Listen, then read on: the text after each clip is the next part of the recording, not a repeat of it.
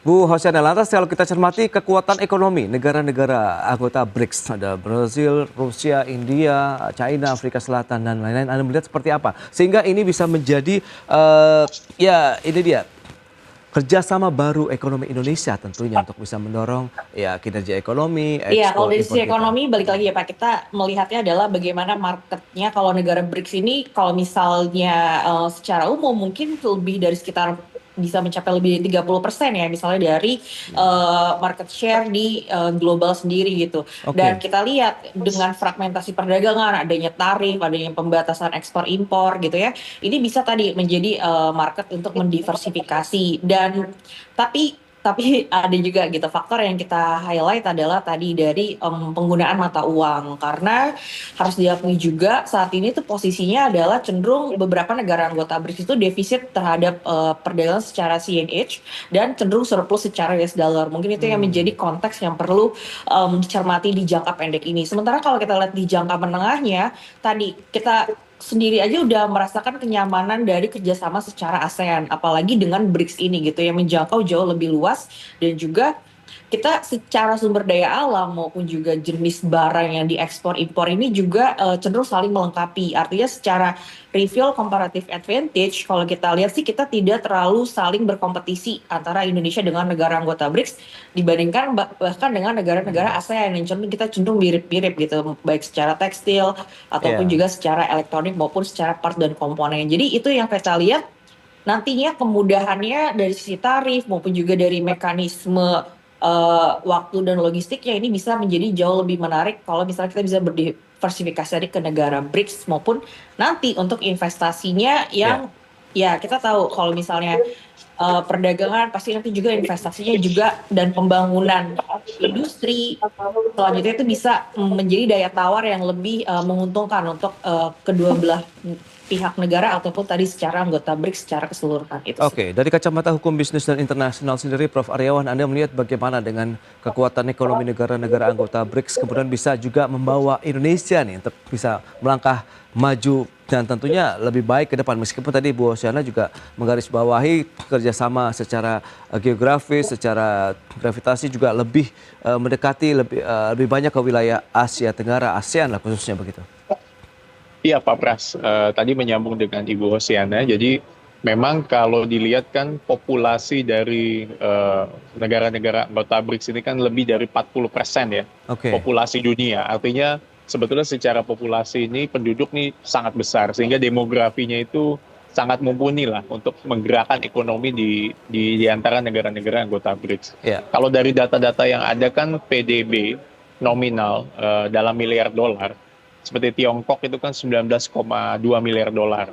Dia punya keunggulan di manufaktur, di ekspor global, di teknologi, AI dan sebagainya. Apalagi kita tahu ya seperti yang saya dengar juga beberapa perusahaan-perusahaan teknologi China gitu ya seperti BYD dan sebagainya, itu dia mengeluarkan paten itu hampir setiap waktu gitu. Artinya sangat masif lah.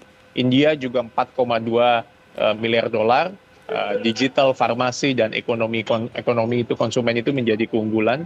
Rusia 2,1 kuat di energi, pertahanan, dan mineral strategis. Brasil yang saat ini menjadi tuan rumah di KTT 2025 ini kuat di agriculture, komoditas, dan beberapa industri biofuel dan sebagainya. Lalu negara-negara lain ya tentu juga cukup banyak, baik Arab, Mesir, dan yang lain-lainnya. Artinya ini potensi yang sangat besar untuk Indonesia untuk bisa bermitra banyak dengan beberapa negara yang ada. Artinya membuka peluang.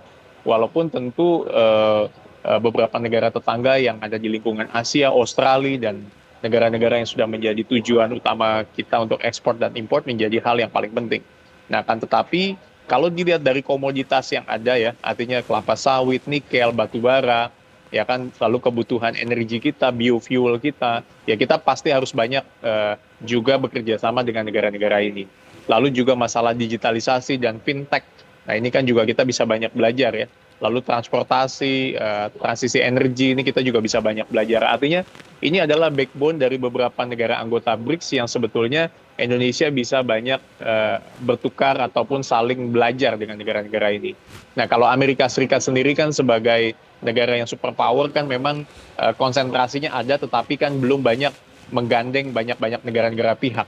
Nah, ini yang Oke. kita lihat sejauh mana ini bisa bermitra dengan baik, Pak Pras. Nah, Demikian. respon positif dari organisasi lain seperti G7, G20, APEC, kemudian OECD dan lain-lain seperti apa kalau kita lihat dengan inisiasi ataupun hasil KTT BRICS di Brazil ke depan begitu, Prof. Aryawan?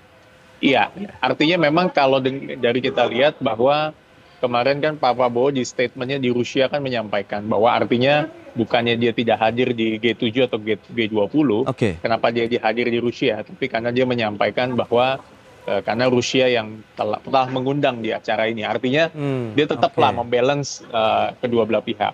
Nah, respon beberapa negara kan tentu jelas gitu ya, artinya kalau dari Amerika Serikat waktu itu pernah sedikit me-warning bahwa negara-negara yang menjadi anggota BRICS akan menjadi target untuk tarifnya dia, dan itu benar-benar dilaksanakan oleh Trump. Ya. Nah, Indonesia termasuk ikutan lah pada waktu itu karena ikut menjadi membership dan ikut mendukung di BRICS.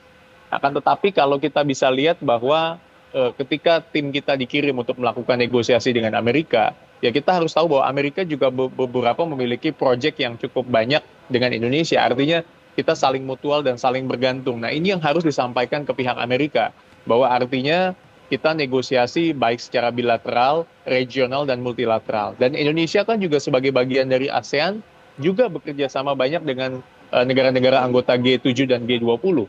Apalagi kita bekas sebagai presiden beberapa tahun yang lalu, bekas Iya. sebagai ketua. Nah, artinya kita tetap menjalin hubungan dengan yang ada. Nah, negara-negara ini kan kecenderungan sekarang itu membuat banyak fenomenanya kan membuat union-union. Seperti G7, G20, lalu ada lagi BRICS, dan ada lagi beberapa negara-negara lain yang membentuk union-union yang ada. Oke. Ada Trans-Pacific Partnership dan sebagainya, SEPA. Nah, union-union inilah menurut saya negara yang bisa bekerja sama bermitra dengan banyak pihak dan bisa saling menggandeng. Nah, itu yang menurut saya yang akan maju. Nah, Indonesia tetap harus menjalin hubungan dengan G7, G20, dan beberapa negara yang ada. Itu saran saya. Baik, baik, Prof. Nah, Bu Hosyana, lantas seberapa jauh Anda melihat begitu ya Indonesia, begitu ekonomi Indonesia khususnya dengan keanggotaan penuh di BRICS ke depannya? Ya, pasti sih kalau kita lihat kalau dengan sikap Indonesia yang membuka diri dan juga mau gitu untuk bergabung secara kerjasama multilateral, ini indikasi yang positif gitu. Walaupun memang kita mengharapkan untuk hasilnya Ya. nggak bisa yang kecenderungannya sih di jangka pendek ini masih ada tantangan. Cuma tadi ini suatu backbone yang baik gitu untuk di jangka menengah dan jangka ke depannya. Baik, itu dia. Berarti memang optimisme tengah dibangun juga oleh pemerintah begitu dengan menjalin kerjasama dengan banyak negara sehingga akan memberikan banyak peluang juga kita untuk menjalin kerjasama ekonomi dengan negara-negara lain di dunia.